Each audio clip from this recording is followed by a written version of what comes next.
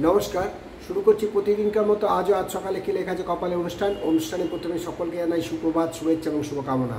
আশা করি সবাই সুস্থ আছেন, ভালো আছেন এবং আনন্দে আছেন। প্রতিদিনকার মতো আজও দেবো দিনের পরিচিতি, সূর্যোদয়, সূর্যাস্ত, গঙ্গায় জোয়ার ভাটা, শুভকর্ম, দিনের স্মৃতিচারণ এবং সাথে থাকবে 12টি রাশির সংক্ষিপ্ত এবং সামগ্রিক প্রতিদিনকার রাশিফল। তাহলে দেরি না করে শুরু করি আজকের দিনের পরিচিতি। আজ 11ই বৈশাখ 1432 গুপ্তপ্রেস এবং বিশুদ্ধ সিদ্ধান্ত মতে, ইংরাজির 25শে এপ্রিল 2025। আজ শুক্রবার। আজকে সূর্য উদয় হয়েছে ভোর 5টা 13 মিনিটে এবং সূর্য অস্ত যাবে সন্ধ্যে 6টা 1 মিনিটে। আজ দ্বাদশী তিথি চলছে। গুপ্তপ্রেস মতে এই তিথি চলবে 8টা 8 মিনিট পর্যন্ত, সকাল 8টা 8 মিনিট পর্যন্ত, এবং তারপর লাগবে ত্রয়োদশী। আজকে গঙ্গায় জোয়ার আসবে সকাল 7টা 20 মিনিটে এবং রাত্রি 7টা 25 মিনিটে। ভাটা আসবে বেলা 12টা 10 মিনিট এবং মধ্যরাত্রি 12টা 15 মিনিটে। আজকে শুভকর্ম আছে এবং দিনের স্মৃতিচারণে আমাদের কাছে কোনো তথ্য নেই। আপনাদের জানাই যে আমাদের যে প্রতিদিনকার ক্লাস চলে সেটা হচ্ছে জ্যোতিষশিক্ষার আসর। জ্যোতিষশিক্ষার আসরে আপনাদের কেমন লাগছে অতি অবশ্যই জানাবেন, কারণ এই জ্যোতিষশিক্ষার আসর নিয়ে আমরা আরও বৃহৎ আকার নিতে চলেছি। হয়তো আর কয়েক দিন বা 1 মাস 2 মাস বাদে লাইভ টেলিকাস্ট হবে জ্যোতিষশিক্ষা আসর নিয়ে। তাই যারা এখনও সাবস্ক্রাইব করেননি তাদেরকে বিনীত অনুরোধ, সাবস্ক্রাইব করে এই জ্যোতিষশিক্ষা আসরে যোগদান দিন, যাতে জ্যোতিষশিক্ষা আসরটা আপনাদের আসর বানিয়ে নিতে। জ্যোতিষশিক্ষা আসরে আমরা বিভিন্ন পদ্ধতি চলছি। এবারে আমি এর আগেবারও বলেছিলাম, অনেকের মনে আছে বেদ কী জিনিস, সেই বেদ কীভাবে কাটতে হয়, কেন কাটতে হয়, তারও আমরা বিস্তারিতভাবে জানাবো। এবারে আসছি 12টি রাশি নিয়ে সংক্ষিপ্ত এবং সামগ্রিক রাশিফল। 12টি রাশির প্রথম রাশি মেষ রাশি জাতকদের বলবো আজকের দিনটা খুব সাবধানে চলা উচিত, নিজেকে খুব সাবধানে রাখা উচিত, কারণ যাতে কোনো রকমেই না নিজের সম্মান ক্ষুণ্ণ হয় এবং সাথে সাথে যাতে টেনশন না বাড়ে আর টেনশনের কারণে আপনার উচ্চ রক্তচাপ না হয়ে যায়। তাই মেষ রাশি জাতকদের আজকের দিনটা একটু সাবধান থাকাই ভালো। বৃষ রাশি জাতকদের বলবো যে আজ আয়ের চেয়ে ব্যয় বেশি হবে, কর্জ হতে পারে, এমনকি খুবই বড় রকমের কর্জ হয়ে যেতে পারে। তাই কিছু করার আগে একটু ভেবে চিন্তে নিন।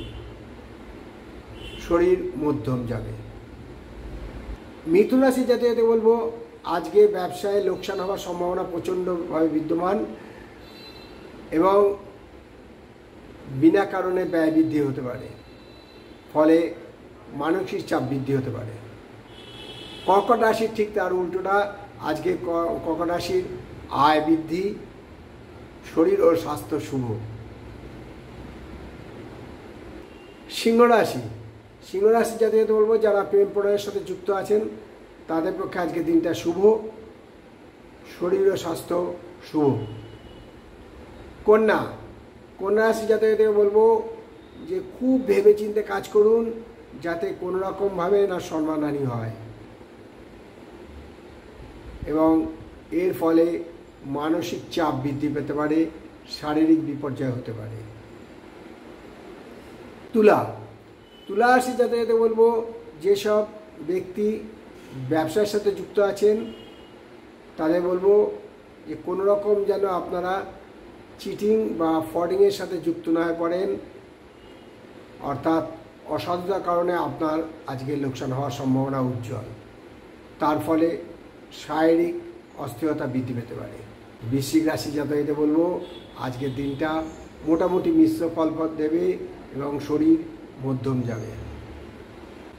ধনু রাশির জাতকদের বলবো আজ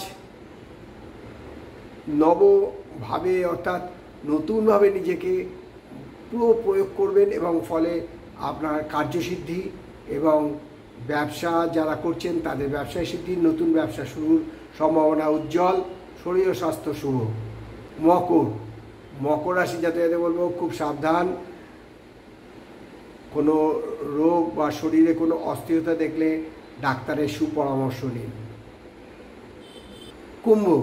কুম্ভ রাশি জাতকদের বলবো আজ ডিপ্রেশনে ভুগতে পারেন, নেগেটিভ অ্যাকশানটা মনের মধ্যে আজকে বেশি থাকবে, মনে হবে কোনো কাজে বোধহয় সার্থকতা পাবো না, সাকসেস পাবো না, তার ফলে শরীরে তার এফেক্ট পড়তে পারে, তাই একটু সাবধানে চলাই শ্রেয়। মীন রাশির জাতকদের বলবো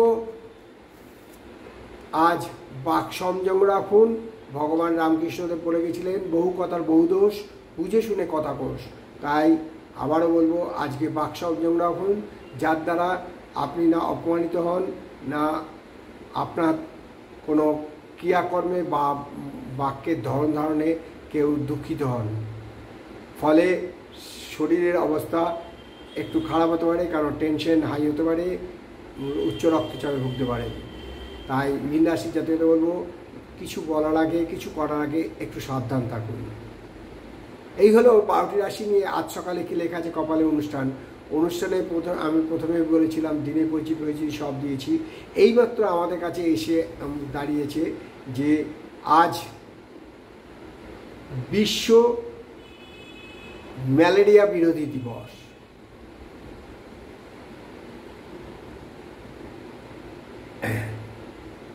আজ বিশ্ব ম্যালেরিয়া বিরোধী দিবস পালন করা হবে।